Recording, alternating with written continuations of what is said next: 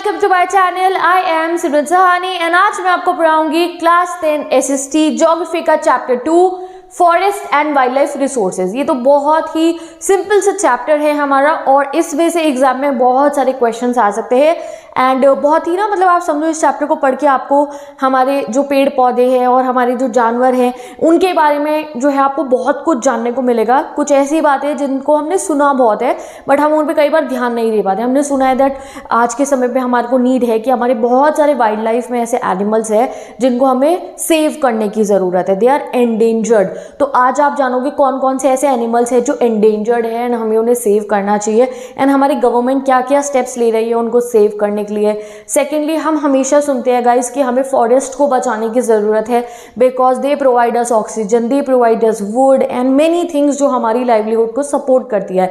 तो आज आप जानोगे कि किस टाइप के फॉरेस्ट होते हैं। जैसे कभी अगर आप घूमने भी कल को जाओगे तो हाईवे के पास में जब आपको फॉरेस्ट दिखेंगे तो आप समझ सकते हो अच्छा कौन से स्टेट में कैसे फॉरेस्ट है एंड किस तरीके से हमारी गवर्नमेंट ने हमारे कंट्री में जो है स्टेप्स लिए गए हैं फॉरेस्ट को भी बचाने के लिए। और सिर्फ गवर्नमेंट की तरफ से स्टेप्स नहीं पढ़ोगे आप, सिंपल थर्ड चीज़ आप इसमें भी पढ़ोगे कि कई बार ह्यूमंस ने भी यानी कि बहुत सारे लोगों ने, उनके झुंड ने, उनकी कम्युनिटीज़ ने मिलकर भी इन्वायरमेंट को, फॉरेस्ट को एंड एनिमल्स को बचाने के लिए स्टेप्स लिए हैं। तो बहुत आसान चैप्टर है। 3 चीज़ें आप पढ़ोगे। पहले आप पढ़ोगे कौन कौन से एनिमल्स एंडेंजर्ड है एंड क्या स्टेप्स लिए गए उन्हें बचाने के। फिर टाइप्स ऑफ फॉरेस्ट पढ़ोगे, उन्हें कैसे बचाया जाता है। एंड देन कम्युनिटी, जो जैसे काफ़ी कुछ अच्छे लोग हैं, जागरूक लोग हैं जिन्होंने सोचा कि नहीं भैया हम अपने बारे में सिर्फ नहीं सोचेंगे, हमें नेचर का भी ध्यान रखना है। उन्होंने क्या क्या स्टेप्स लिए फॉरेस्ट को बचाने के लिए। सिंपल 3 टाइप के हम टॉपिक्स पढ़ेंगे इसमें और इसी पे भर भर के आपके एग्जाम में क्वेश्चन आने वाले हैं और यहाँ से तो 1 मार्कर भी बहुत आते हैं। तो क्वेश्चन आंसर्स के लिए क्वेश्चन आंसर सीरीज देख लेना। अभी पढ़ते हैं हम अपने चैप्टर को। तो चैप्टर में सबसे पहले वर्ड आता है आपका बायोडाइवर्सिटी। बायोडाइवर्सिटी मतलब क्या है गाइस, जितना भी फ्लोरा एंड फौना होता है उसको हम बायोडाइवर्सिटी कह सकते हैं। ठीक है, फ्लोरा क्या यानी कि जितना भी प्लांट्स हैं हमारे ट्रीज एंड प्लांट्स वो सब हम फ्लोरा में कंसिडर करते हैं एंड जो है हमारा फौना में कौन से आते हैं, हमारे सारे के सारे डिफरेंट एनिमल स्पीशीज़ को हम फौना में कंसिडर करते हैं। अब ये फ्लोरा फौना दोनों ही हमारे एग्जिस्टेंस के लिए, हमारे ह्यूमन्स की एग्जिस्टेंस के लिए बहुत ज़्यादा इंपॉर्टेंट है और साथ में हमारा नेचर। ठीक है, तो होल इकोसिस्टम बनता है कब, जब ये एनिमल्स, प्लांट्स और हमारा नेचर और हम चारों जब इकट्ठे होते हैं तब जाके हमारा इकोसिस्टम बनता है और हम सब एक दूसरे पे डिपेंडेंट है। ठीक है, हम बहुत सारे तरीक़ों से प्लांट्स पर डिपेंडेंट है, वो हमें खाना दे रहे हैं। हम जो है अर्थ पे डिपेंडेंट है, सॉइल पे डिपेंडेंट है, एयर पे डिपेंडेंट है, वो भी हमारे को ऑक्सीजन प्रोवाइड कर रहा है, कोई हमारे खाना बनाने के लिए मिट्टी प्रोवाइड कर रहा है। एनिमल्स जो है, फूड वेब जो है हमारा, उसका इंपॉर्टेंट पार्ट है। तो हम सब लोग ना इंटरकनेक्टेड है। तो अगर एक को भी नुकसान पहुँच रहा है, नुकसान पहुँचाने वाला कौन है भाई, हम ही हैं। तो हमारी ज़रूरत है कि हम उसको बचाएं। ये चीज़ आपके इस बुक में सबसे पहले लाइन में लिखी गई है कि we share this planet with millions of other living beings. खाली हम नहीं है कि घूम रहे फिर रहे, सांस ले रहे, नहीं, हमारे अलावा बहुत सारी और लिविंग बींग्स हैं। जैसे प्लांट्स, वो जीवित हैं गाइज, वो लोग सांस लेते हैं एंड हम उन्हें कट करते जा रहे हैं और उन्हें नुकसान पहुँचाते जा रहे हैं। माइक्रो ऑर्गेनिज्म, छोटे छोटे माइक्रो ऑर्गेनिज्म, बैक्टीरिया जिन्हें हम नेकेड आई से देख भी नहीं सकते हैं, वो भी लाखों तरीक़ों से हमारी मदद कर रहे हैं, डिकम्पोजिशन कर रहे हैं, सॉइल की फर्टिलिटी बढ़ा रहे हैं एंड व्हाट नॉट। और साथ ही के साथ में इतने सारे पेड़ हो गए, ये बैनियन ट्री हो गया, ये अमरूद का पेड़ हो गया, ये पेड़, ये वो पेड़, और सारे एलिफेंट हो गए हमारे, या ब्लू व्हेल्स, यानी कि जितने भी प्रकार के एनिमल्स हैं, ये सब मिलाकर हमारा एक इकोसिस्टम बनाते हैं, एक वेब बनाते हैं जिसमें हम रहते हैं। जैसे हम क्लास 2nd 3rd में थे ना, तो आई स्टिल रिमेंबर हमारे को फूड वेब सिखाया गया था। डायग्राम स्कूल में हॉलीडे होमवर्क मिलता था कि फूड वेब बना के लाओ। मे बी आपके यहाँ 4th में मिलाओ, 5th में मिलाओ। तो हमें बचपन से छोटी क्लासेस से ना इनकी इंपॉर्टेंस बताई गई थी कि कैसे जो है शेर इसको खाता है, फिर वो वाला एनिमल उसको खाता है, वो वाला एनिमल उसको खाता है, फिर एक प्रॉपर सारी फूड चेन्स को मिला के एक फूड वेब मिलता है। वो हमें क्या दिखाता है, that we all are dependent on each other. तो इसलिए जो बायोडाइवर्सिटी है या फिर आपको जितना भी फ्लोरा एंड फौना है वो हमारे लिए बहुत ज़रूरी है। फिर भी अगर एग्जाम में क्वेश्चन आए what is the importance of biodiversity और तुम्हें बनाना ना है क्या लिखना है, तो मैं बताती हूँ क्या लिखना होता है।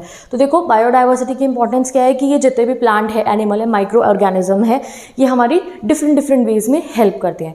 जैसे कि ये क्वालिटी ऑफ एयर को बढ़िया करते हैं। जैसे प्लांट्स जो है हमारे लिए ऑक्सीजन बना रहे हैं, ठीक है। बहुत सारे माइक्रो ऑर्गेनिजम्स है, वो भी अलग अलग तरीके का काम हमारे लिए कर रहे हैं। सॉइल जो है हमारे को, उसमें माइक्रो ऑर्गेनिजम्स होते हैं, वो सॉइल की फर्टिलिटी को सही करते हैं और वो हमारे लिए फूड बनता है। मैन्योर वगैरह जो होता है, हमारा खाद जो होती है, उसमें भी माइक्रो ऑर्गेनिजम्स का बहुत ज़्यादा रोल होता है। तो बहुत सारे तरीक़ों से ये हमारी मदद करते हैं। फॉरेस्ट जो है, हमारे पेड़ व पौधे, फॉरेस्ट, पूरा फॉरेस्ट होता है हमारा, वो हमारी कितनी मदद करता है, फॉरेस्ट के अंदर उसके जानवर भी, ठीक है। तो ये सब मिलके हमारे लिए कि हम इंसान रह पाए इस धरती पे, एक अच्छा खासा इकोसिस्टम, एक अच्छा खासा जो है हमारे लिए इन्वायरमेंट क्रिएट करते हैं। But need of the hour क्या है, दिक्कत क्या हो गई है कि आज के समय पे हमने इनको बहुत नुकसान पहुंचाना शुरू कर दिया है। तो time is we should save them. तो अभी हम पूरे वर्ल्ड का तो नहीं पढ़ेंगे, सिर्फ अपनी कंट्री का पढ़ेंगे, हमारी कंट्री में कैसा फ्लोरा फौना और कैसे हमें उन्हें बचाना है। तो let's come to the topic number 3, जिसका नाम है flora and fauna in India. तो इंडिया की अगर मैं आपको बताऊं तो इंडिया में रिचेस्ट फ्लोरा एंड फौना है, यानी कि हमारे यहाँ पे, हमारे जंगलों में अगर आप जाओ या कहीं पे भी आसपास अगर आप देखो, इतने टाइप्स के पेड़ हैं। We are blessed with different types of पेड़ पौधे, जानवर, तितलियाँ, insects. We are blessed guys. हमारे पास अच्छे खासा हमारे चारों सीजन्स होते हैं हमारे यहाँ पे, ठीक है। तो इन 4 सीजन्स की वजह से, हमारे इन्वायरमेंट की वजह से हमारे यहाँ पे बहुत सारा फ्लोरा और फौना है। फ्लोरा मतलब प्लांट स्पीशीज़ है एंड फौना मतलब एनिमल स्पीशीज़ ढेरों हैं, भर भर के हैं। कुछ तो ऐसे हैं जिनको हम आज तक पहचान भी नहीं पाए होंगे, जो साइंटिस्ट ने अभी तक शायद हमारे जंगलों में से डिस्कवर भी ना करी हो, ठीक है। अब हमारे साथ में ना ये इतना ज़्यादा इंटीग्रेट हो चुके हैं हमारी डेली लाइफ में कि हम ध्यान नहीं देते। सब लोग अपने डेवलपमेंट में, भैया हाँ रोटी पानी कमानी है, खर्चा करना है, पैसे कमाने हैं, गाड़ी लेनी है, स्कूल जाना है, ये वो, सब लोग इसी चीज़ में लगे हुए हैं और कोई भी ध्यान नहीं देता है इन्वायरमेंट पे। बट धीरे धीरे सबकी वजह से क्या होने लगा, हमारा फ्लोरा और फौना दोनों खतरे में चले गए।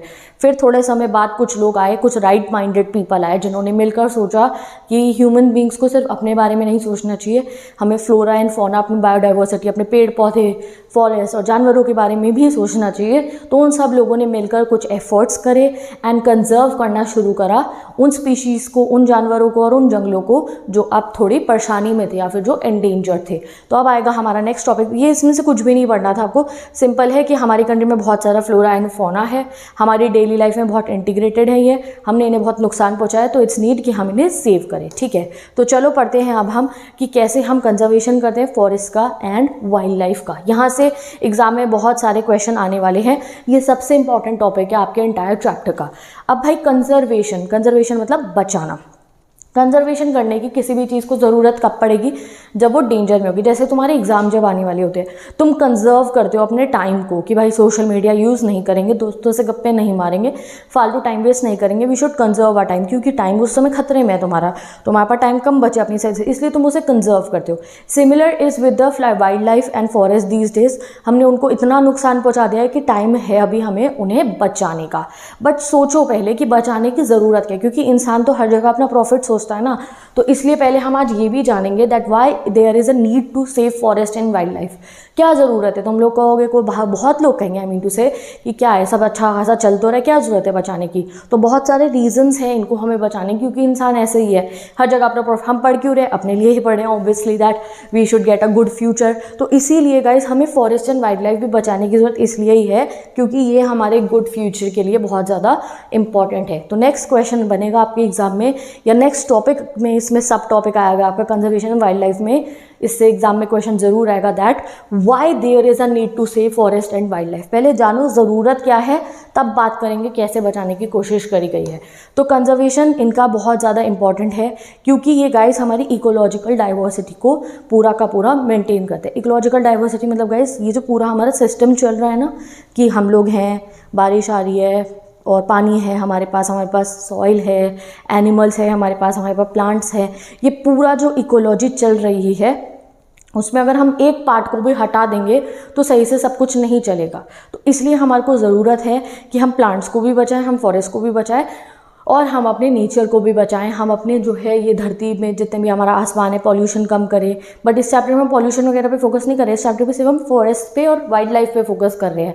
तो हमने एनवायरनमेंट के बारे में तो बहुत चैप्टरों में पढ़ा है कि एयर पॉल्यूशन कम करो, नॉइस पॉल्यूशन कम करो, बट उसके साथ में अगर हमें पूरे अपने एनवायरमेंटल सिस्टम को ठीक रखना है, इकोलॉजी को ठीक रखना है, तो हमें वाइल्ड लाइफ, फ्लोरा और फौना को भी बचाने की ज़रूरत है। ये हमारे लाइफ सपोर्ट सिस्टम है। प्लांट्स हमारे को खाना दे रहे हैं, वाटर जो है हमारे लिए जो एयर क्वालिटी है उसको अच्छा कर रहे हैं, माइक्रो ऑर्गेनिज्म सॉइल फॉर्मेशन कर रहे हैं, वाटर जो है हमारे लिए, ये सब चीज़ों को जो है रिक्रिएट करने के लिए, सही से रखने के लिए हमें ज़रूरत है कंजर्व करने की। It also preserve the genetic diversity of plants and animals for better growth of species and breeding. इसका मतलब क्या हुआ? इसका मतलब ये है, देखो आज के समय पे हमारे को सभी टाइप के एनिमल्स को बचाने की ज़रूरत है। भाई अगर कोई एक ऐसा इंडेंजर एनिमल होगा और वो कल को एक्सटिंक्ट हो गया तो उसका हमारे फूड वेब गड़बड़ हो जाएगी। उससे कोई पर्टिकुलर एनिमल है, उसका कितना बड़ा एक रोल होता है फूड चेन में और फूड वेब में। अब अगर उसको हमने हंटिंग करके और वट एवर रीजन्स की वजह से अगर वो एक्सटिंक्ट हो गया, वो विलुप्त हो गया, तो आगे क्या होगा? वो तो मतलब फूड चेन में एक वॉइड बन जाएगा ना। सेम विद द प्लांट्स, अगर कोई ऐसा प्लांट्स हैं, कुछ पता है आपको ऐसे प्लांट्स होंगे जिनकी हमें जानकारी भी नहीं है और वो हमारे लिए पता नहीं क्या कुछ कर रहे होंगे, अगर उन्हें नुकसान पहुंच गया सो एंड सो चीज़ों की वजह से, तो देन आगे हमारी लाइफ में कहीं ना कहीं उसका गलत इम्पैक्ट ज़रूर आएगा। ठीक है, अगर हम एग्रीकल्चर की बात करें, एग्रीकल्चर पे भी अभी हम ट्रेडिशनल वे ऑफ एग्रीकल्चर पर डिपेंडेंट है। जैसे लाखों सालों से हमारे यहाँ पे उतार होगा कि हम चावल उगा रहे हैं, ग्रेन उगा रहे हैं, ये उगा रहे हैं, वो उगा रहे हैं। हमने अपनी तरफ से कोई नई टेक्नोलॉजी नहीं बनाई कि कोई नए टाइप का हमने फूड इन्वेंट कर लिया हो जिसमें ऐसे तरीके से हम कम पानी में भी और ऐसे करके वो बिना सनलाइट के भी नहीं, बहुत एक्सटेंसिव लेवल पे हम कोई नई ऐसी टेक्नोलॉजी नहीं अडॉप्ट कर पाए हैं जो हमें खाना खिला देगी। नहीं, खाना खाने के लिए हम अभी भी प्लांट स्पीशीज़ पे प्रॉपर उसी वे में डिपेंडेंट है जैसे लाखों साल पहले थे। तो इसलिए ज़रूरत क्या है हमें कि हम उन्हें बचाएं, हम उन्हें सेव करें। ठीक है, फिशरीज़ का आपको एग्जांपल दिया गया है। There are so many population humans की जो फिशेस कंज्यूम करते हैं, हम लोग फिशेस खाते हैं, फिशेस हार्वेस्ट करते हैं, एंड इवन पूरा एक्वेटिक लाइफ फिशेस पर डिपेंडेंट होता है। तो इसलिए हमें ज़रूरत है कि वी शुड सेव देम, वरना पूरा बैलेंस गड़बड़ हो जाएगा। जब तुम टाइम वेस्ट करोगे पढ़ते समय अपना और किसी एक पर्टिकुलर चीज़ पे ध्यान ज़्यादा दोगे, दूसरों पे नहीं दोगे, या पूरा जो है आप सब बस करो, आपने 5 सब्जेक्ट है, एक बिल्कुल भी नहीं पढ़ा अपना, तो उससे सारा टाइम आपका ख़राब होगा। बहुत सारी चीज़ें ऐसी होती है, आपको लाइफ में भी बैलेंस बना के चलना पड़ता है। अपनी हेल्थ का भी ध्यान दोगे, मेंटल हेल्थ का भी ध्यान दोगे, पढ़ाई का भी ध्यान दोगे, फैमिली को भी टाइम दोगे, दोस्तों को भी थोड़ा टाइम दोगे। ठीक है, तो ऐसा बैलेंस बना के चलते हो ना, तो ऐसे ही इन्वायरमेंट में हमें सब चीज़ों को बैलेंस करने की ज़रूरत है। बट अपने समय पे तो हम कर लेते हैं, बट इन्वायरमेंट के समय पे हम इतना ध्यान नहीं देते हैं। तो इसलिए there is a need that we should save our wild life and our flora fauna. ठीक है, तो इसलिए धीरे धीरे 1960s 70s के बाद से हमारी कंट्री में बहुत समझदार लोग, जिनको समझदार से ज़्यादा आपको जो थोड़े इमोशनल थे, उन्होंने क्या करा, उन्होंने ग्रुप्स बनाए और उन्हें क्या बोला गया, कंजर्वेशनिस्ट, और उन्होंने मिलकर जो है गवर्नमेंट को भी कहा। धीरे धीरे गवर्नमेंट ने स्टेप्स लिए वाइल्ड लाइफ को बचाने के लिए। एक सबसे बड़ा स्टेप जो हमारी गवर्नमेंट ने लिया था वाइल्ड लाइफ को बचाने के लिए, वो क्या था हमारा, the Indian wild life protection act. ठीक है, इसको बिल्कुल याद कर लो कौन से ईयर में ये जो है पब्लिश हुआ था, यानी कि इम्प्लीमेंट हुआ था। ये बिल्कुल ध्यान रखना है आपको, आगे तक आपको लाइफ में, मतलब कि अगर आप आगे कॉम्पिटिटिव की तैयारी करते हो जिसमें SST एज अ सब्जेक्ट हो आपका, पॉलिटिकल हिस्ट्री ज्योग्राफी, तो ये सब चीज़ें आगे आप और एक्सटेंसिव वे में पढ़ोगे। तो ये wild life protection act, the Indian wild life protection act, ये इम्प्लीमेंट हुआ था 1972 में।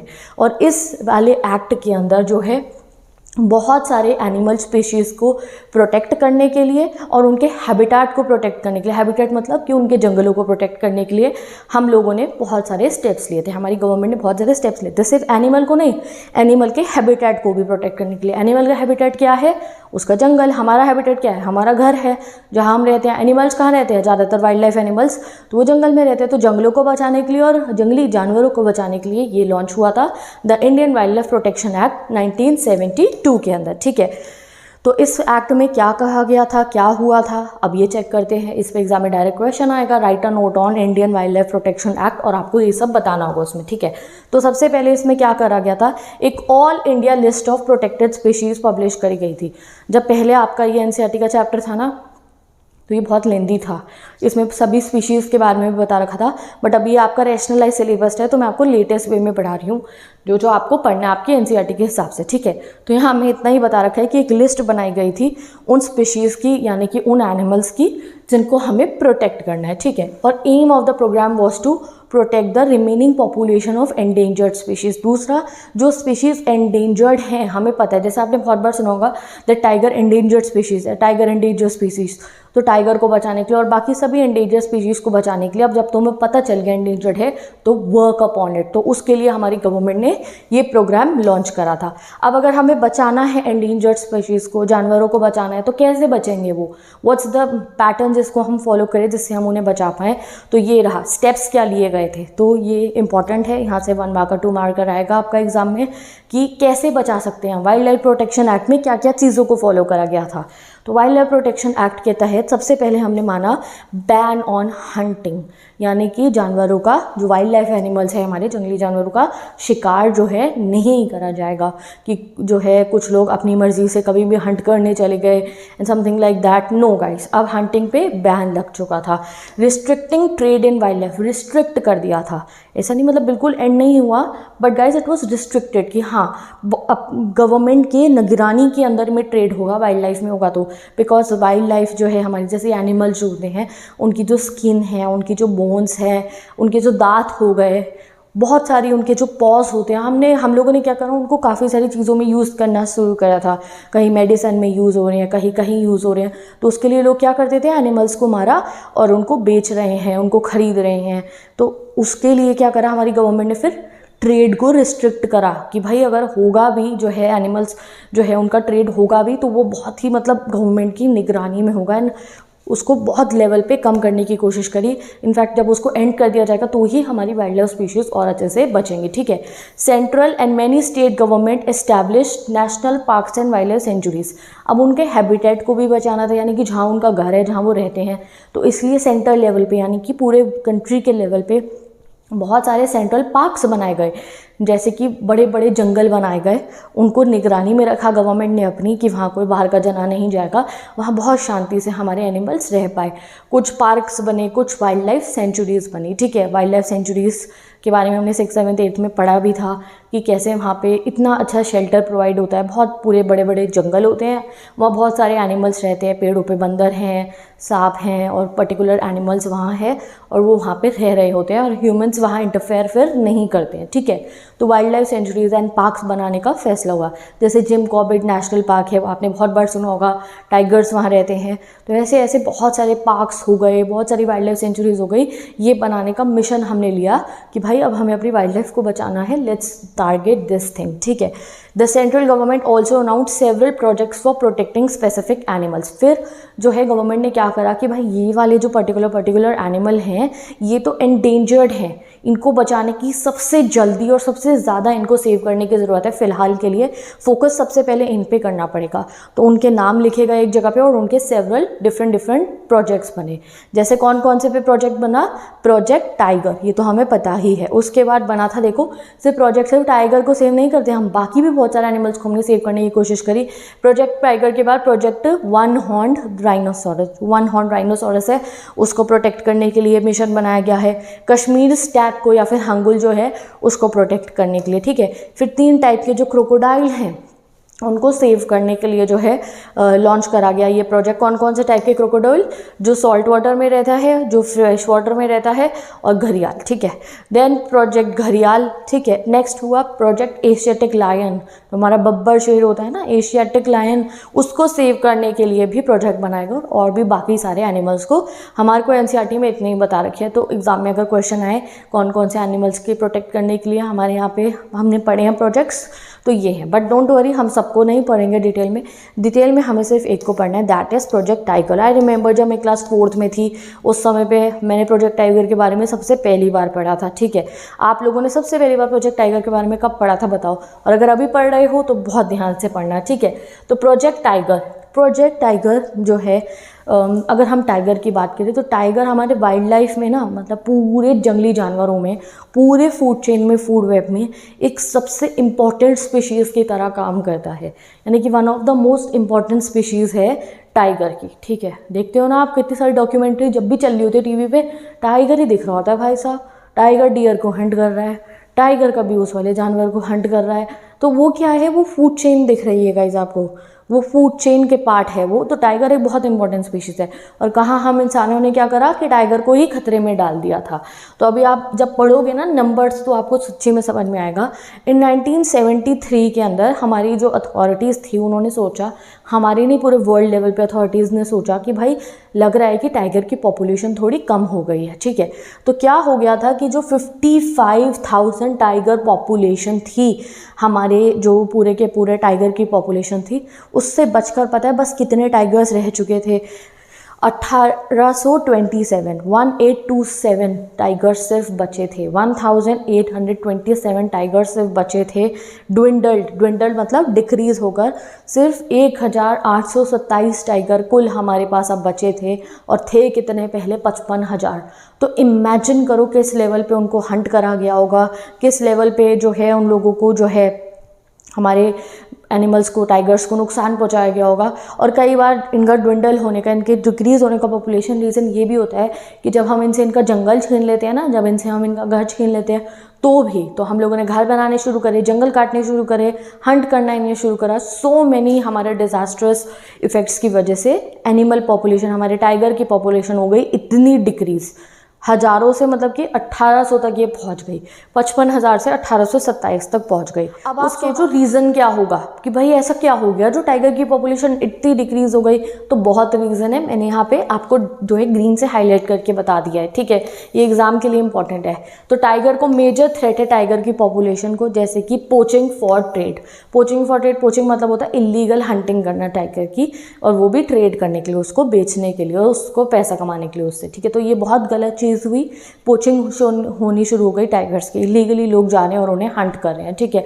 श्रिंकिंग हैबिटेट यानी कि उनके जंगल छोटे होने लगे, जंगल हम उनसे छीनने लग गए। Depletion of prey based species. Prey based species मतलब जिसको वो खाते हैं, प्रे उनका क्या हुआ, जिसको वो शिकार कर रहे हैं। तो जब उनका शिकार ऐसा हुआ कि भाई डियर नहीं मिल रहा, टाइगर तो है जंगल में, उसको कोई डियर ही नहीं मिल रहा है, हमने उसको हंट कर लिया, हमने उसको जो है ट्रेड कर दिया, उसका जो वो खा रहे हैं बेचारे, उनको वो नहीं मिल रहे, तो ऑब्वियसली टाइगर भूखा बेचारा मर जाएगा। ग्रोइंग ह्यूमन पॉपुलेशन, हमारी पॉपुलेशन इतनी तेज़ी से ग्रो करी दैट उसका भी बहुत इफेक्ट पड़ा, हमने जंगल छीने एंड व्हाट नॉट, इस वजह से टाइगर पॉपुलेशन डिक्रीज हुई। अब टाइगर का ट्रेड की अगर मैं बात करूं तो क्यों टाइगर की स्किन को और टाइगर की बोन्स वगैरह को ट्रेड करा जा रहा था? बिकॉज इनकी बोन्स का यूज़ हो रहा था कुछ ट्रेडिशनल मेडिसिन के अंदर, एंड इस वजह से जो है जो टाइगर पॉपुलेशन थी on the verge of extinction पहुंच चुकी थी, यानी कि ख़त्म ही होने वाली थी गाइस हमारी टाइगर पॉपुलेशन। तो फिर थैंक गॉड दैट बहुत सारे लोगों ने मिलकर जो है डिसाइड करा। इंडिया और नेपाल में अगर आप मानो तो 2/3 टाइगर पॉपुलेशन थी वर्ल्ड की, मतलब पूरे वर्ल्ड में जितने भी टाइगर्स हैं उसमें से 2/3 इंडिया और नेपाल के अंदर थे। तो इसलिए हम लोगों के यहाँ पे सबसे ज़्यादा पोचिंग हो रही थी, सबसे ज़्यादा हंटिंग हो रही थी टाइगर की।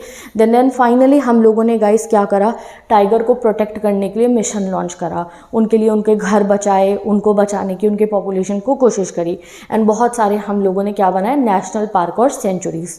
तो बहुत सारे टाइगर के लिए रिजर्व्स, टाइगर पार्क्स बनाए गए, उनका नाम क्या क्या है अब हम पढ़ते हैं। तो सबसे पहले कॉर्बेट नेशनल पार्क बनाया गया उत्तराखंड में, ठीक है। Then next Sundarbans national park in West Bengal बनाया गया। Bandhavgarh national park in Madhya Pradesh बनाया गया। सरिस्का वाइल्ड लाइफ सेंचुरी बनी राजस्थान में। मानस टाइगर रिजर्व बना असम में। पेरियार टाइगर रिजर्व बना केरला में। ये कुछ टाइगर रिजर्व बनाए गए सो दैट हम लोग अपनी टाइगर स्पीशीज़ को सेव कर पाए। तो this is about the tiger, project tiger हमने पढ़ लिया है। अब हम जब टाइगर के बारे में पढ़ चुके हैं, उसके अलावा फिर थोड़े समय बाद क्या हुआ, हमारे इंडियन वाइल्ड लाइफ एक्ट के तहत हमने सोचा कि हम और स्पीशीज़ पे भी अब फोकस करना शुरू करेंगे, ठीक है। तो और स्पीशीज़ को भी फिर हमने बचाने के लिए जो है सोचा, क्या क्या, इंसेक्ट्स को भी वाइल्ड लाइफ कंजर्वेशन में हमने इंक्लूड करा इन द 1980। ये MCQ में आएगा, लिख लो इसको। तो insects was included in conservation plan under wild life act of 1980। तो वाइल्ड लाइफ एक्ट लागू तो हुआ था 1972 में, उसके बाद जब हमारा ये प्रोजेक्ट पे पहले हमने फोकस करा, उसके बाद 1980 में हमने इसमें इंसेक्ट भी इंक्लूड कर दिए, क्योंकि बहुत सारे इंसेक्ट्स को भी हमें नुकसान पहुँचा चुके थे। फिर 1986 के अंदर हमने सेवरल हंड्रेड्स बटरफ्लाइज को, बीटल्स को जो एक्सटिंक्ट होने वाली थी, हमें लगा रही यार ये एंडेंजर्ड है, ये भी एक्सटिंक्ट हो सकती है, उसको हम लोगों ने इंक्लूड करा, ठीक है। उसके बाद हम लोगों ने 1991 में फर्स्ट टाइम प्लांट्स को ऐड करा था, किसके अंदर, हमारे वाइल्ड लाइफ प्रोटेक्शन एक्ट में। 1991 में जाके हमने प्लांट्स पे फोकस करा दैट यस ये प्लांट्स भी कुछ हैं जो आज के समय पे एंडेंजर्ड हैं and we have to save them. उनको सेव करने के लिए हमें एनवायरनमेंट को बचाना पड़ेगा। तो उनकी एक प्रॉपर लिस्ट बनाई गई, 6 स्पीशीज़ थी जिनको हमने पर्टिकुलरली पहले डिसाइड करा दैट हम उनको सेव करेंगे। तो इसमें आपको यही पढ़ना था इस नेक्स्ट वाले टॉपिक में, प्रोजेक्ट टाइगर के बाद। ये सब डेट एंड इवेंट्स के साथ याद रखना। अगर एक बार मुझे बता दो कॉमेंट सेक्शन में, इंसेक्ट्स को कब कब बचाने का इंक्लूड हुआ था, बटरफ्लाइज को कब हुआ था, और 6 टाइप के प्लांट स्पीशीज़ को बचाने का कब हुआ था, ठीक है। और वाइल्ड लाइफ प्रोटेक्शन एक्ट कब लागू हुआ था। ये 4 चीज़ें मुझे कमेंट सेक्शन में बता दो, सीधा MCQ में आएगी, ठीक है। तो अब चलो हम पढ़ते हैं अपना नेक्स्ट टॉपिक। अब मतलब कि अब हम चैप्टर के ही नेक्स्ट पार्ट पे आ चुके हैं। स्टार्टिंग ऑफ द चैप्टर में हमने सिर्फ पढ़ा था एनिमल के बारे में, एनिमल को कैसे प्रोटेक्ट करा जा रहा है। अब आते हैं हम वाइल्ड लाइफ को, यानी कि हमारे फॉरेस्ट जो हैं उनको कैसे हम प्रोटेक्ट करेंगे, ठीक है। तो टाइप्स ऑफ फॉरेस्ट एंड इनका डिस्ट्रीब्यूशन पढ़ेंगे हम, ठीक है। ओके, तो गाइस हमारे कंट्री में बहुत सारे एनिमल्स है, बहुत सारा फॉरेस्ट है। अब उनको कंजर्व करना एक कोई आसान काम नहीं है, बहुत डिफ़िकल्ट काम है। तो इस काम को करने के लिए हमारी गवर्नमेंट जो है जिम्मेवारी लेती है। गवर्नमेंट के साथ में कुछ इंडिविजुअल कम्युनिटीज़ भी हैं जो कोशिश करते हैं हमारे फॉरेस्ट वगैरह को बचाने के लिए, ठीक है। तो पढ़ते हैं कितने टाइप्स ऑफ फॉरेस्ट है इंडिया में। तो सबसे पहले इंडिया में हमारे आते हैं reserve forest. More than half of the total forest land has been declared reserve forest, यानी कि हमारे यहाँ पे जितना भी फॉरेस्ट लैंड है, अगर मैं आपको बताऊँ तो हमने ज्योग्राफी के चैप्टर में अभी रिसोर्स एंड डेवलपमेंट में पढ़ा था ना कि 2014-15 में जो हमारा फॉरेस्ट लैंड था हमें ज़रूरत 33% की, और हमारा था लगभग, यहाँ देख लो मैं ग्राफ लगा देती हूँ, इतना % हमारा फॉरेस्ट है। तो ये जितना टोटल हमारा फॉरेस्ट परसेंटेज है, इसमें से हाफ को हमने कह रखा है कि ये रिजर्व्ड फॉरेस्ट है। और किसी चीज़ का रिजर्व होने का मतलब आप खुद समझो, जैसे हम टेबल रिजर्व करते हैं रेस्टोरेंट में, तो हम क्या कहते हैं, ये इस पर कोई नहीं बैठ सकता भैया, ये रिजर्व्ड है, इस पर कोई नहीं जाएगा, जो आएगा वही होगा। तो रिजर्व मतलब ये ऐसे फॉरेस्ट है कि भाई ये गवर्नमेंट की निगरानी में रहते हैं सिर्फ और सिर्फ, इसमें कोई एंटर नहीं कर सकता है कि भाई पेड़ काटना है, भाई ये फल लेने हैं, भाई ये करना है, वो करना है। ये प्रॉपर गवर्नमेंट के ऑफिसर्स जो पार्क रेंजर्स होते हैं जैसे ना, वो पूरा प्रोटेक्ट करते हैं इन फॉरेस्ट को। और इन फॉरेस्ट के अंदर लोगों को अलाउड नहीं है जाना घूमने फिरने के लिए हो या किसी भी पर्पज़ के लिए अलाउड नहीं है। अगर जाएंगे भी तो वो फॉरेस्ट ऑफिसर से पक्की परमिशन लेके यू कैन एंटर इट। तो ये टाइप के फॉरेस्ट को हमारी गवर्नमेंट लकीली बचाने की कोशिश कर रही है, और इन्हें हम कहते हैं रिजर्व फॉरेस्ट। रिजर्व फॉरेस्ट सबसे वैल्यूएबल फॉरेस्ट है गाइस हमारे कंजर्वेशन के लिए। अगर हम एज फार देखें तो थैंक गॉड हमने इन्हें इस तरीके से बचा रखा है, ठीक है। रिजर्व फॉरेस्ट के बाद आते हैं प्रोटेक्टेड फॉरेस्ट, ठीक है। तो almost 1/3 of the total forest areas protected forest. Total forest areas में से 1/3 हिस्सा जो है हमारे प्रोटेक्टेड फॉरेस्ट में आता है, जिसको प्रोटेक्टेड फॉरेस्ट डिक्लेयर किसने करा है, फॉरेस्ट डिपार्टमेंट ने करा है। This forest land are protected from any further depletion. इनको प्रोटेक्ट क्यों करा है हमने कि भाई जितना ये डिप्लीट हो चुके हैं, जितना पेड़ कट चुके हैं यहाँ पे कट जाएं, आगे ये सब ना हो, आगे ये और जो है डिप्लीट ना हो। अब ये जो प्रोटेक्टेड फॉरेस्ट होते हैं ये प्रॉपर गवर्नमेंट के अंडर में होते हैं। तो गवर्नमेंट चाहे तो, या फिर जब गवर्नमेंट को ज़रूरत होती है, गवर्नमेंट अपनी निगरानी में यहाँ पे वुड कट भी करवाती है, अपनी निगरानी में गवर्नमेंट यहाँ पे माइनिंग वगैरह भी करवाती है, ठीक है। तो ये वाले जो फॉरेस्ट हैं प्रोटेक्टेड फॉरेस्ट, ये गवर्नमेंट के अंडर में ही है, बट गवर्नमेंट यूज़ करती है इन फॉरेस्ट को गाइज। कौन सी गवर्नमेंट? स्टेट गवर्नमेंट करती है ज़्यादातर, ट्रीज़ के लिए, टिम्बर के लिए, फ्रूट के लिए और नॉन वुड प्रोडक्ट के लिए, सो दैट गवर्नमेंट इससे रेवेन्यू जनरेट कर पाए और हमारे जो ज़रूरत है उन्हें पूरी कर पाए। बट होता ये गवर्नमेंट की निगरानी में, ठीक है। तो ये रिजर्व फॉरेस्ट पढ़ लिया हमने और प्रोटेक्टेड फॉरेस्ट हम पढ़ चुके हैं। देन थर्ड पे आता है हमारे अनक्लास्ड फॉरेस्ट। ऐसे these are other forest and wastelands belonging to both government and private individual and communities. कुछ ऐसे फॉरेस्ट हैं इनमें से अनक्लास, जिनको हमने ऐसा कंसिडर नहीं कर रखा है ये गवर्नमेंट का है। कुछ ऐसे फॉरेस्ट हैं जो किसी एक इंडिविजुअल के भी है, हमारी डाइवर्स है दैट कुछ फॉरेस्ट ऐसे हैं जो एक इंडिविजुअल इंसान के भी है, यानी कि बहुत समय पहले से, बहुत पीढ़ियों से, उनके दादा परदादा, उनसे भी पहले के ज़माने से वो उनका फॉरेस्ट है एंड अभी भी वो उनका है। और वो बाउंड्री जो वो फॉरेस्ट आ रहा है लोगों से खुद प्रोटेक्ट करते हैं। There are many communities, tribal communities ऐसे होती हैं जो वो जिस फॉरेस्ट में वो रहते हैं वो उनका फॉरेस्ट है एंड वो तो बहुत ही कोशिश करते हैं उस फॉरेस्ट को बचाने के लिए। तो कुछ फॉरेस्ट तो हमने होगा रिजर्व्ड, प्रोटेक्टेड, जहाँ पूरा गवर्नमेंट का सीन चल रहा है, गवर्नमेंट उसे सेव करिए। देन थर्ड कुछ अनक्लास्ड फॉरेस्ट भी हैं जिनको सेव करते हैं प्राइवेट इंडिविजुअल एंड कम्युनिटीज़, और जिसको यूज़ करते हैं और उसको बचाते भी यही लोग हैं, ठीक है। तो अगर हम प्रोटेक्टेड फॉरेस्ट और सिर्फ रिजर्व फॉरेस्ट को देखें जहाँ पे गवर्नमेंट का सबसे ज़्यादा रोल होता है, तो उनको कंबाइन करके हम लोग क्या बोलते हैं, परमानेंट फॉरेस्ट। परमानेंट फॉरेस्ट, तो अगर एग्जाम में क्वेश्चन आए व्हाट आर परमानेंट फॉरेस्ट, तो परमानेंट फॉरेस्ट क्या होते हैं, रिजर्व एंड प्रोटेक्टिव फॉरेस्ट दोनों को मिलाकर रेफ़र करा जाता है परमानेंट फॉरेस्ट। और मुझे ऐसा लगता है, रीज़न मुझे लॉजिकल नहीं पता, मुझे ये लगता है कि इनको परमानेंट कहने का रीज़न हमारा ये है कि भाई अब गवर्नमेंट को पूरी कोशिश करनी चाहिए कि ये जो हमारे रिजर्व फॉरेस्ट है और ये जो हमारे प्रोटेक्टेड फॉरेस्ट है ये ऐसे ही रहने चाहिए, ये बड़े, इनको कम नहीं होने देना चाहिए, इसलिए इन्हें परमानेंट फॉरेस्ट का है कि इनको बिल्कुल ऐसे ही बढ़िया से रखना है, ठीक है। तो ये मेरा रीज़न है, ठीक है। तो इनको फॉरेस्ट को मेंटेन करा जाता है, टिम्बर के लिए यानी कि वुड वगैरह के लिए, और माइनिंग वगैरह करने के लिए, और ऑब्वियसली प्लांट और एनिमल स्पीशीज़ को बचाने के लिए। हमारे पूरे कंट्री के अंदर सबसे ज़्यादा फॉरेस्ट कहाँ पे है? मध्य प्रदेश में सबसे ज़्यादा फॉरेस्ट एरिया है। Almost 75% of the total forest area Madhya Pradesh में है। उसके बाद जम्मू एंड कश्मीर में फॉरेस्ट है ना। ये आप मैप वगैरह के लिए याद रखो कौन कौन से स्टेट्स में हमारे यहाँ फॉरेस्ट कवर बहुत ज़्यादा भी है, याद रखो। जम्मू कश्मीर में है, आंध्र प्रदेश में है, उत्तराखंड में है, केरला में है, तमिलनाडु में है, वेस्ट बंगाल में है, महाराष्ट्र में है, बहुत सारे रिजर्व फॉरेस्ट, ठीक है। बिहार में, हरियाणा में, पंजाब में, हिमाचल प्रदेश में, उड़ीसा में, राजस्थान में क्या है? प्रोटेक्टेड फॉरेस्ट है। तो अभी एग्जाम में ये भी क्वेश्चन आ सकता है कि भाई रिजर्व फॉरेस्ट कहाँ पे कैसे हैं और प्रोटेक्टेड कैसे हैं, ठीक है। नदर्न ईस्टर्न स्टेट्स यानी कि जो नॉर्थ ईस्ट स्टेट्स हैं हमारी, असम और ये जितनी भी हमारी इधर की तरफ स्टेट्स हैं, और गुजरात के अंदर बहुत सारे ना अनक्लास फॉरेस्ट हैं। और अनक्लास फॉरेस्ट आप कहीं ना कहीं यही मान लो जिन्हें कोई इंडिविजुअल या फिर कोई कम्युनिटी मिलकर चला रही है, कम्युनिटी गवर्नमेंट के साथ मिलकर चला रही है। बहुत सारे ऐसे भी एग्जाम्पल है हमारे पास जिसमें कम्युनिटी फॉरेस्ट को संभाल रही है, साथ में गवर्नमेंट की भी उसमें हेल्प ले रही है, ठीक है।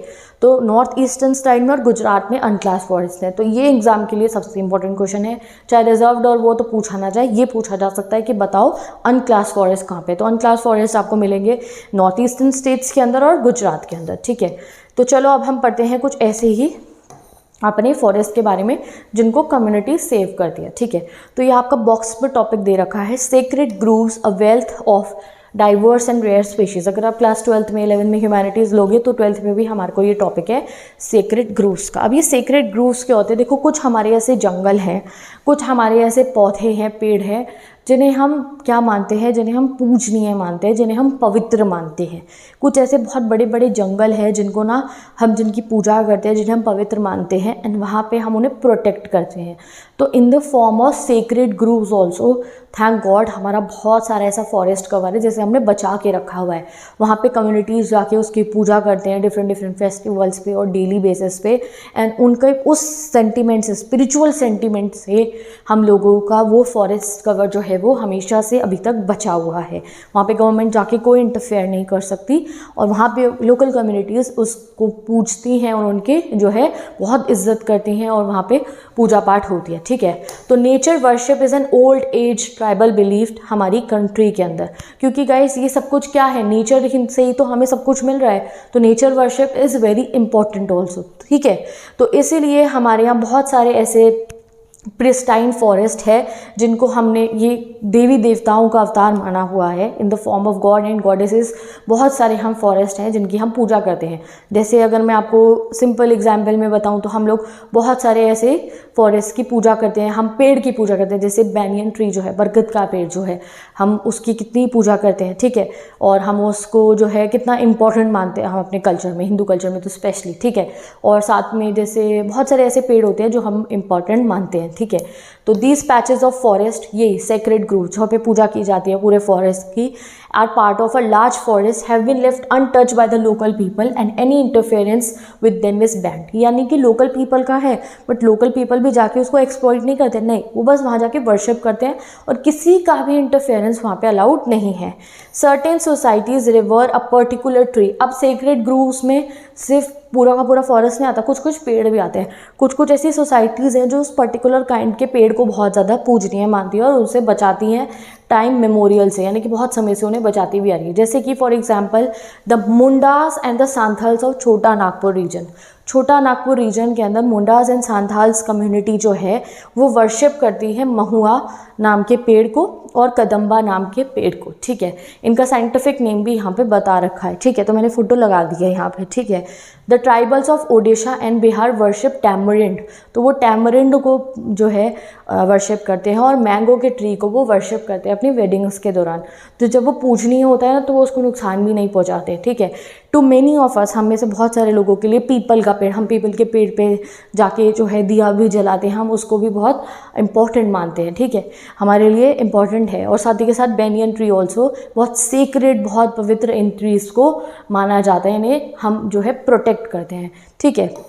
अब इंडियन सोसाइटी में सिर्फ ऐसा नहीं है गाइस कि हम लोग सिर्फ पेड़ को ही प्रोटेक्ट करें। इनफैक्ट आपको पता है there are many mountains, mountain की पीक्स हैं जिनको हम पवित्र मानते हैं, हम उनकी भी पूजा करते हैं। जैसे हम गोवर्धन पूजा करते हैं, है ना, अभी आएगा भी दिवाली के बाद गोवर्धन पूजा का फेस्टिवल होता है, तो हम उसकी गोवर्धन पूजा करते हैं, ठीक है। बहुत सारे ऐसे प्लांट्स हैं, बहुत सारे ऐसे एनिमल्स हैं, जैसे गाय माता है, ठीक है। तो बहुत सारे ऐसी जो है हमारी प्लांट एनिमल्स है जिनको थैंक गॉड गाइज जब हम स्पिरिचुअली हम उनको सेव कर पा रहे हैं, ठीक है। कोई और रीज़न से अगर हमें नहीं कर रहे थे उन्हें सेव, तो वो स्पिरिचुअली हम उनको सेव कर पा रहे हैं, that we are connected to them through God, ठीक है। अब बहुत सारे, अब आपको एक और एग्जांपल दे रखा है, ये भी एक टाइप का ना कंजर्वेशन हो गया। आप कई बार मंदिर जाते होंगे तो आपको मंदिर में ना बहुत सारे जो है ना बंदर दिखते होंगे, लंगूर दिखते होंगे, ठीक है। वृंदावन जाते हो कितने सारे बंदर होते हैं वहाँ पे, वैष्णो देवी जाते हैं वहाँ पे भी ऊपर बंदर होते हैं। बहुत सारे ऐसे हमारे जो है जगहें होती है वहाँ पे ना कबूतर वगैरह भी होते हैं। तो वहाँ पे लोग अगर बंदर आ जाए, कबूतर आ जाए, लंगूर आ जाए, तो लोग उसे डांट के ऐसे भगाएंगे नहीं, नहीं।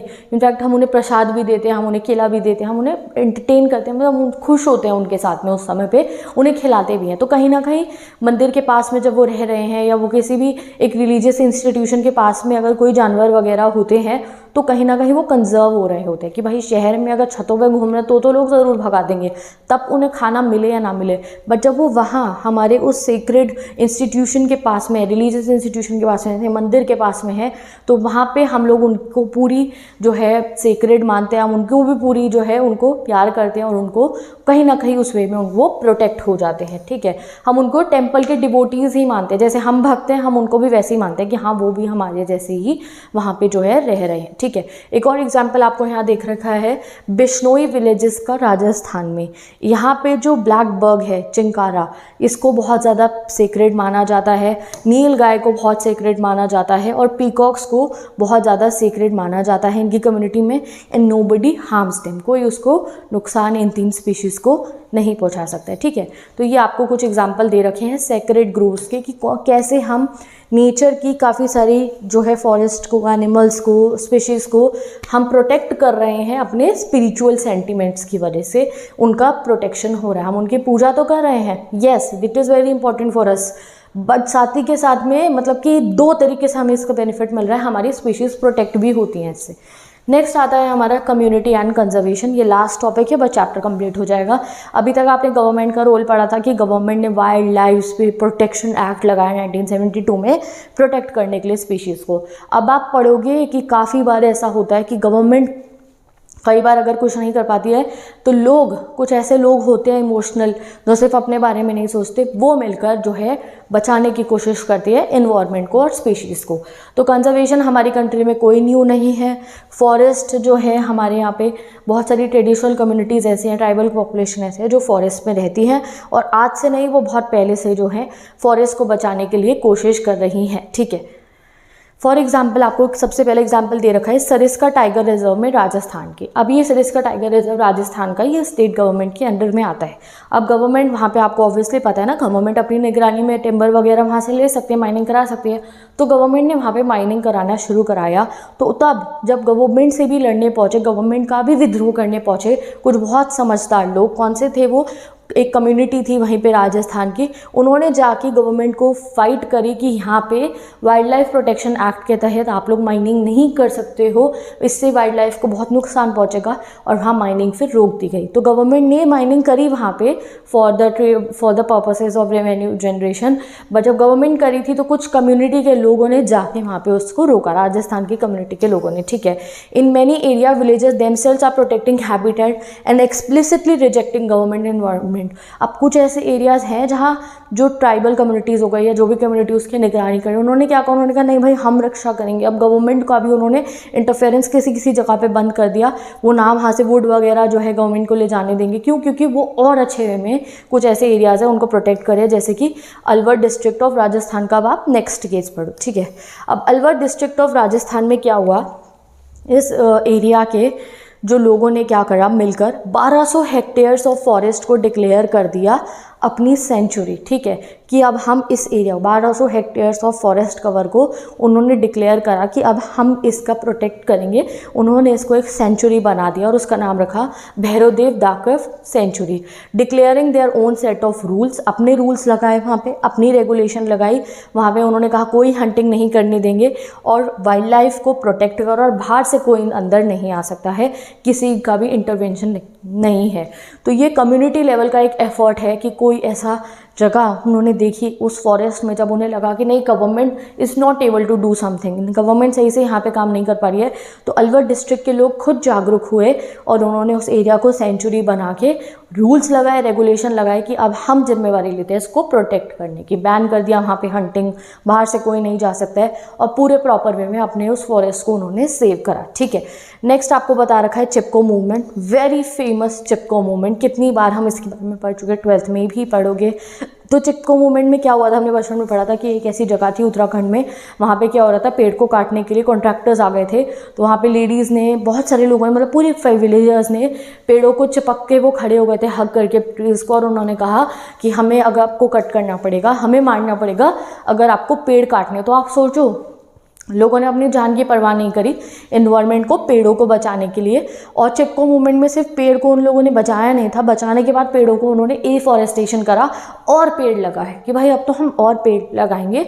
और इस वे में उन्होंने हमारे एनवायरनमेंट को बहुत बचाया और हमारी इकोलॉजिकल सिस्टम के लिए बहुत महत्वपूर्ण काम करा, ठीक है। उसके अलावा जो है बहुत सारे ऐसे फार्मर्स हैं जो फार्मिंग के लिए जो है काफ़ी जो है कोशिश करते हैं कि वो इकोलॉजिकल फ्रेंडली जो है फार्मिंग करें, ठीक है। बीच बचाओ आंदोलन एक और इम्पॉर्टेंट कॉन्सेप्ट है, ये हमारा कम्युनिटी के थ्रू प्रिजर्वेशन का पढ़ते हैं इन्हें। बीच बचाओ आंदोलन में क्या है, फार्मर और सिटीजन्स का ग्रुप है इन टेहरी एंड नेवंदनिया रीजन के अंदर। यहाँ पे वो लोग डाइवर्सिफाइड क्रॉप प्रोडक्शन कर रहे हैं without the use of synthetic chemicals as much as possible. यानी कि क्या करें, आपको पता है फार्मिंग से भी हमारे यहाँ बहुत सारा पॉल्यूशन होता है। फर्टिलाइजर्स जो हम यूज़ करते हैं, जो हम पेस्टिसाइड्स यूज़ करते हैं, वो पूरा हमारे वाटर पॉल्यूट करते हैं एंड ऑल दैट। तो इसलिए टेहरी रीजन में एंड नवदनिया रीजन के अंदर जो फार्मर्स हैं वो क्या कोशिश कर रहे हैं कि वो सिंथेटिक चीज़ों को यूज़ नहीं करेंगे, यानी कि जो ये फैक्ट्री मेड चीज़ों को यूज़ नहीं करेंगे, केमिकल्स वगैरह को। वो ट्रेडिशनल वे में और अच्छे तरीके से जो है अपना इन्वायरमेंट को नुकसान बचाए बिना वो क्या करेंगे, फार्मिंग करेंगे। तो ये एक बहुत बड़ा जो है एक इनिशिएटिव है हमारी कम्युनिटीज़ के थ्रू, हमारी जो है फार्मिंग को अच्छा करने के लिए और बचाने के लिए। नेक्स्ट आएगा हमारा जॉइंट फॉरेस्ट मिशन और इसके बाद चैप्टर हमारा एंड हो जाएगा। अब नेक्स्ट है जॉइंट फॉरेस्ट मैनेजमेंट। ये हुआ है ओडिशा के अंदर, ये भी एक बहुत बड़ा एग्जाम्पल है कम्युनिटी के थ्रू फॉरेस्ट को बचाने को लेकर, ठीक है। ये प्रोग्राम लॉन्च हुआ है, एग्जिस्ट है समझ लो 1988 से। इसमें क्या है, इसके थ्रू क्या होता है, JFN depends on formation of local village institution that undertake protection activities. अब मैंने रीड करके क्यों बताया, क्योंकि ये सबसे इंपॉर्टेंट पॉइंट है यहाँ पे। इसमें क्या हुआ, विलेज की एक कम्युनिटी बन गई, ठीक है। ये सपोज करो आप, ये फॉरेस्ट है और ये विलेज के कुछ लोगों की एक कम्युनिटी बन गई। उन्होंने क्या करा, उन्होंने जिम्मेवारी ली कि ये जो फॉरेस्ट लैंड जो डिग्रेड हो चुका है, जो ख़राब हो चुका है, हम इसको प्रोटेक्ट करेंगे। अब ये फॉरेस्ट प्रोटेक्ट करेंगे, वो ये नहीं है कि वो फॉरेस्ट उनका ही हो गया है। वो फॉरेस्ट है तो फॉरेस्ट डिपार्टमेंट के ही अंडर में, यानी कि गवर्नमेंट के अंडर में ही है। बट हाँ, ये जो कम्युनिटी है विलेजर्स की, ये यहाँ जाएगी और पूरी कोशिश करेगी कि वो उसको प्रोटेक्ट करेंगी। एंड इन रिटर्न उनको अलाउड होगा यहाँ पे नॉन टिम्बर प्रोडक्ट्स ले जाने के लिए, जैसे कि फ्रूट वगैरह ले जाने अलाउड होगा इनको यहाँ पे, या what ever they need on a ऐसे लेवल पे कि ऐसा ना हो कि वो फॉरेस्ट ख़राब हो जाए, और नहीं, प्रोटेक्टेड वे में उनको अलाउड है ले जाने के लिए। साथ में share in the timber harvested by successful protection. ऐसा नहीं है कि पेड़ नहीं कट रहे, वहाँ के पेड़ कटेंगे, बट इस लेवल पे कटेंगे कि वो दोबारा जो है ग्रो हो पाए। तो उसको क्या बोला जाएगा, सक्सेसफुल प्रोटेक्शन के थ्रू जो टिम्बर ऑब्टेन करा जाएगा, जो लकड़ी ऑब्टेन करी जाएगी, और जो कुछ भी वो जाके कम्युनिटी को क्या फ़ायदा है कि वो फॉरेस्ट प्रोडक्ट को यूज़ कर पा रहे हैं, और गवर्नमेंट को क्या फ़ायदा है कि भाई वो कम्युनिटी के जो लोग हैं वो उस फॉरेस्ट को प्रोटेक्ट कर रहे हैं। तो ये जॉइंट मिशन है कि गवर्नमेंट की भी इन्वॉल्वमेंट है और कम्युनिटी की भी है। इससे वो फॉरेस्ट के प्रोडक्ट को, देखो नेचर ने ऐसा मना नहीं करा हमारे को दैट हम नेचर से कोई चीज़ ले नहीं सकते हैं, हम नेचर को यूज़ नहीं कर सकते हैं, अलाउड है हमें। बट हम क्या करें, हम बहुत ज़्यादा लेवल पे करें कि नेचर को ग्रो करने का टाइम ही नहीं मिलता है। तो इसलिए ये JFM जॉइंट फॉरेस्ट मिशन से क्या हुआ कि कि फॉरेस्ट कम्युनिटी ने जाके फॉरेस्ट की चीज़ों रिसोर्सेज को यूज़ भी करा, साथ ही के साथ उसको बचाया भी, उसको ग्रो करने का भी टाइम दिया। तो this is a very beautiful example JFM joint forest mission, जिससे फॉरेस्ट को यूज़ भी कर लिया और फॉरेस्ट को बचाया भी गया। ठीक है, तो ये कहाँ पे हुआ था? ओडिशा के अंदर हुआ था ये। ठीक है, अब गाइस हम आते हैं अपने कंक्लूजन पे चैप्टर के। अब हमें ये चैप्टर पढ़ के ये समझ में आया कि हमारी कंट्री में तो स्पेशली अगर हमें इन्वायरमेंट को बचाना है, फॉरेस्ट को बचाना है, एनिमल्स को बचाना है, तो सिर्फ गवर्नमेंट इंटरवेंशन से नहीं, जब लोकल लेवल पे हमारे जैसा इंसान जब जागरूक हुआ, कम्युनिटीज जागरूक हुई, तब और ज़्यादा बेनिफिट हुआ, तब और ज़्यादा हेल्प हुई इन्वायरमेंट को बचाने के लिए। दूसरी चीज़ ये समझ में आती है कि लोकल इंसान तो प्रोटेस्ट कर सकते हैं, कुछ लेवल पे ही इनिशिएटिव कर सकते हैं अपने कंप्लीट, बट जो पूरा अगर आपको इन्वायरमेंट को बचाना है तो हमारी गवर्नमेंट को भी एंड हमारा जो पूरा सिस्टम है उनको भी जो है स्टेप्स लेने पड़ेंगे, अच्छी खासी पॉलिसीज़ बनानी पड़ेगी। जैसे ये वाइल्ड लाइफ प्रोटेक्शन एक्ट बना, तभी तो हमें समझ में आया कि हाँ भाई हमें भी ऐसे प्रोटेक्ट करना है। तो भाई अकेले से किसी के नहीं होगा, सिर्फ गवर्नमेंट कार्य करेगी तो भी नहीं, सिर्फ इंसान हम लोग जो है पब्लिक अगर जागरूक होगी तो भी नहीं। तो दोनों के जॉइंट एफर्ट से ही हम अपनी कंट्री के अंदर फ्लोरा एंड फौना को बचा सकते हैं। अब अगर फिर भी अगर दिमाग में क्वेश्चन है कि क्या ज़रूरत है बचाने की, तो इसीलिए स्टार्टिंग में बता दिया था that why there is a need to save our wild life, because हमारा पूरा इकोलॉजिकल बैलेंस ख़राब हो जाएगा अगर इनमें से एक स्पीशीज़ भी एंडेंजर होती है, एक्सटिंक्ट होएगी, तो उससे कहीं ना कहीं हमारा नुकसान ज़रूर है। तो इसलिए नीड ऑफ द आवर है दैट हम एयर पॉल्यूशन, वाटर पॉल्यूशन के बारे में तो कितनी बार पढ़ चुके हैं गाइस हम।